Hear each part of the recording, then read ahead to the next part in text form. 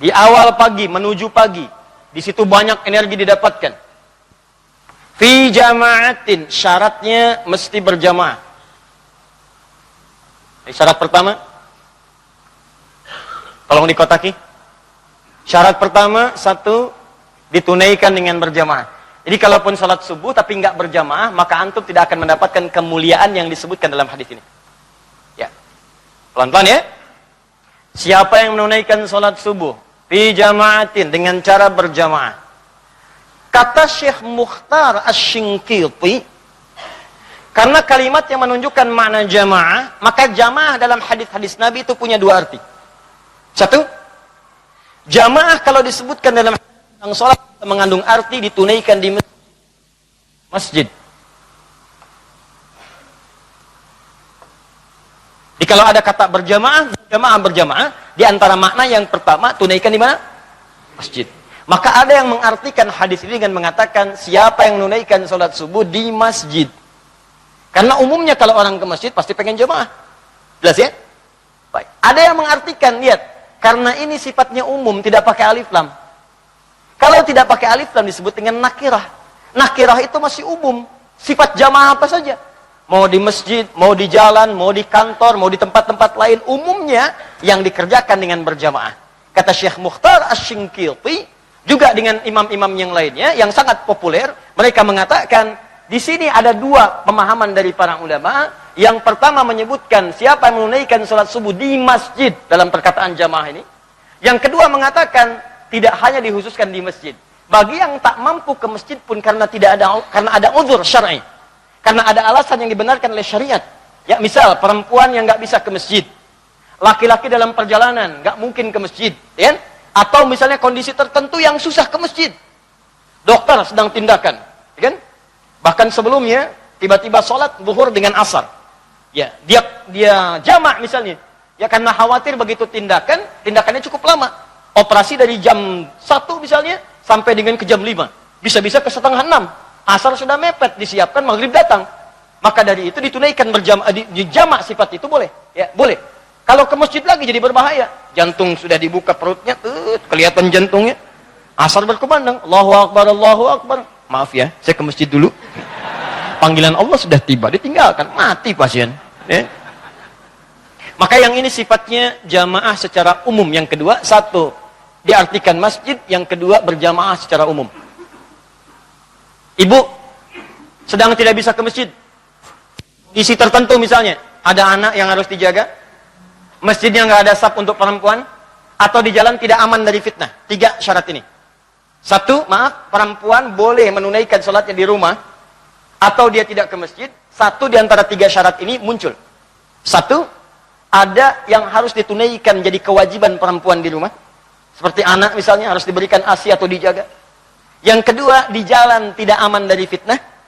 Ya, di jalan berpotensi diganggu orang misalnya, atau tidak aman dari fitnah yang ada di sekitaran.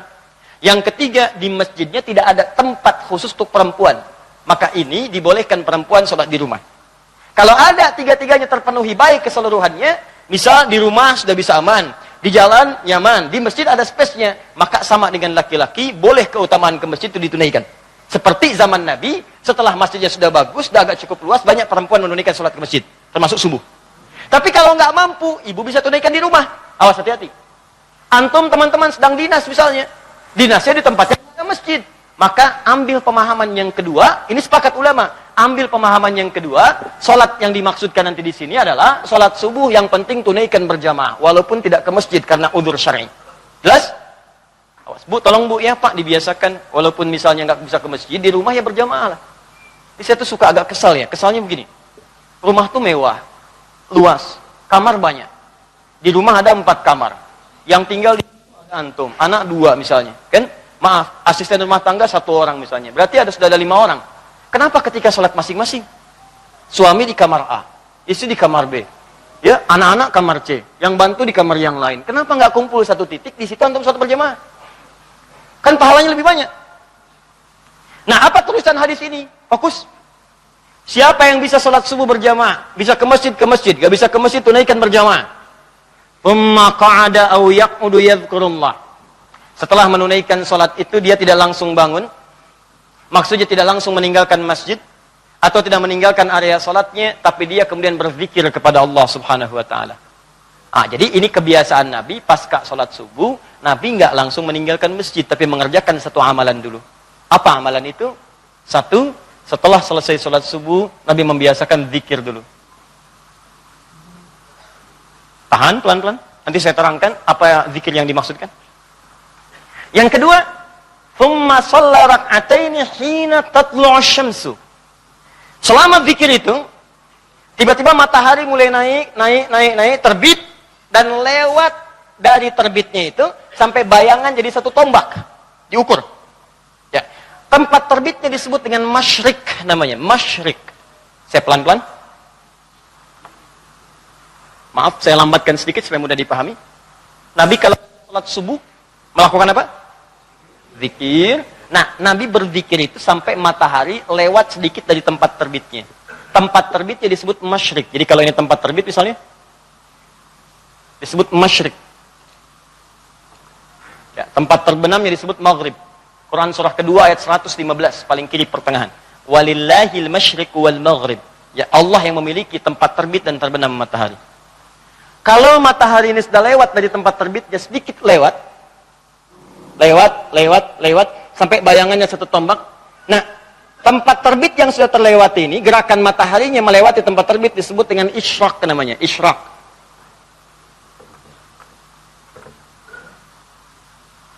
Kalau posisi dari lewat tempat terbit itu sudah memunculkan bayangan satu tombak, jadi kalau antum misalnya nanam tombak di luar, ya di waktu pagi bayangannya sudah sama tuh dengan tombak itu.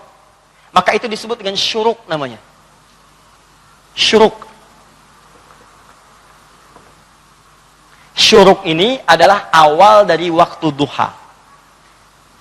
Syuruk adalah awal dari waktu duha. Baik, saya perlambat supaya mudah paham. Lihat sini. Nabi setelah salat subuh berjamaah atau ditunaikan di masjid, tak mampu ke masjid karena udzur syar'i, tunaikan dengan berjamaah, yang penting jamaah. Beliau kemudian duduk berzikir kepada Allah. Sampai kapan zikirnya? Sampai matahari melewati tempat terbitnya. Gerakan matahari melewati tempat terbit disebut dengan isyraq. Kalau sudah sampai bayangannya satu tombak, maka posisinya disebut dengan syuruk namanya. Syuruk ini disebut dengan awal duha. Di awal waktu duha, itu disebut dengan syuruk namanya. Jadi kalau saya sebutkan syuruk, berarti nama lainnya awal waktu duha. Nanti kalau sudah masuk ke salat duha, kita terangkan lebih jelas. Duha dibagi 3. Ada duha awal, ada pertengahan, ada akhir duha. Dan rakaatnya bisa berbeda. Dan faidahnya sama. Nah, awal duhanya disebut dengan apa namanya? Syuruk. Jelas sampai sini? Jadi kalau ada yang menyebutkan enggak ada salat duha itu di awal, yang ada syuruk. Betul. Enggak ada syuruk itu yang ada duha. Betul. Syuruk itu awal. Jelas ya? Baik, paham sampai sini? Nah, ketika sampai ke waktu syuruk, ke awal duha ini, maka lihat baik-baik. Tsumma shalla rak'ataini. Salatlah kemudian 2 rakaat. Lihat urutannya. Salat berjamaah subuh. Setelah itu zikir sampai waktu syuruk, awal duha. Setelah tiba waktu syuruk, maka tunaikan salat berapa rakaat?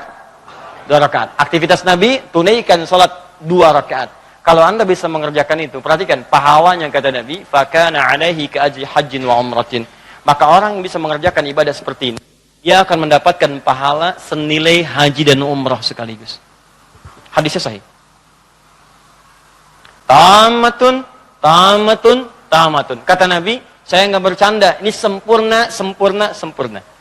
Awas, jangan dipahami sudah haji, bukan. Dapat pahala senilai haji, bukan haji. Jangan salah kesimpulan. Pulang dari sini kata Ustadz Adi, nggak usah haji. Sholat suruk aja, senilai haji dan umrah. Awas, jangan salah kesimpulan. Senilai haji dan umrah. Tapi tidak sama dengan haji dan umrah. Ada yang lain. Haji itu pahalanya apa?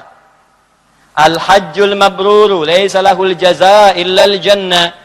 Haji mabrur itu kalau benar hajinya nggak ada pahala setimpal kecuali surga. Di perjuangan ibadah haji itu mengantarkan dia ke surga karena pulang haji itu jadi lebih baik daripada sebelumnya. Makanya disebut haji mabrur dari kata birrun.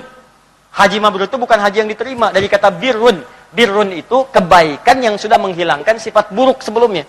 Di sebelum haji misalnya, maaf kalimatnya kotor. Saat haji istighfar, makanya dilempari itu jumroh. Lempar, begitu dilempar, hilang, pulang kotornya hilang. Jadi lebih baik kata-katanya. Sebelum haji senang marah-marah, pulang haji, biasanya saat haji itu keluar marah-marah. Orang nggak salah dimarahin, gitu kan? Ya orang tawaf dicela, gitu kan? Terus Ka'bah juga kadang-kadang dicela. Kenapa sih Ka'bahnya cuma satu, gitu kan? Jadi ribut di sini, misalkan. Nah, keluar tuh karena nggak paham. Nanti setelah wukuf, merenung, lempar, nangis, pulang, jadi sabar. Nah, keburukan yang sudah hilang berganti dengan sifat baik, itu disebut birrun namanya. Birrun. Kalau sifat birrun melekat pada diri seseorang dan jadi berubah jadi perilaku, maka disebut mabrur namanya. Makanya muncul kemudian bahasa haji mabrur, haji yang bisa merubah perilaku orang itu dari sebelumnya kurang baik menjadi lebih baik. Jelas di sini? Makanya kalau orang pulang haji, orang-orang Arab memanggil begini, Pak Haji, untuk mengingatkan Anda sudah haji, jangan sampai kotor lagi. Dosa Anda sudah diampuni. Surga itu di depan mata. Kenapa? Karena yang buruk sudah ditobati. Tobat hilang, tinggal yang baik. Jaga yang baik ini, dosa sudah diampuni.